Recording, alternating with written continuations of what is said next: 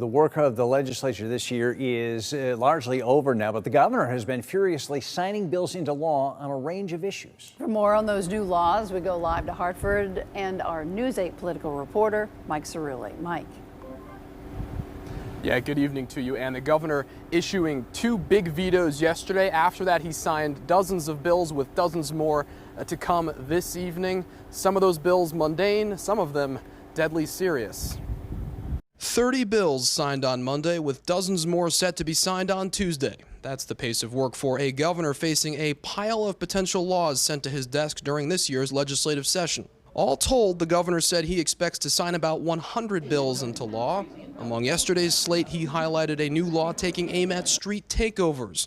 That law will up the penalty for repeat offenders and allow municipalities to destroy vehicles seized in the takeovers. We wanted to make sure our police had the tools they need. Obviously, we monitor on social media. We monitor to get there ahead of the time. You have one of those souped-up cars, we're taking them away. Republicans applauded the signing of the bipartisan bill. The fact that the legislature, has realized that this is a problem and they've passed legislation is a step in the right direction. Also signed into law this week, reimbursements for students impacted by the closure of Stone Academy. Those students who are working every day, sometimes in some debt, to make sure they could be, nurses here in our state, were badly treated by Stone Academy, and we wanted to make good on them. So this was the final piece we needed to do to make good for them. High-profile crimes and scandals aren't the only things addressed in the new laws. Some address less serious things. A bill to ban first-cousin marriage in Connecticut elicited more than a few laughs when it was debated by lawmakers, but it ultimately passed with bipartisan support and is now codified in statute. I think it's just lends some clarity in terms of what our rules are here.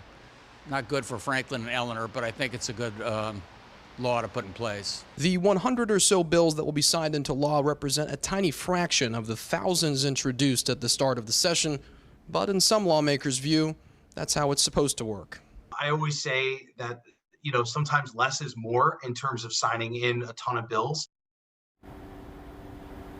And the governor says he expects to be done with his review of bills, giving them his signature by July 8th.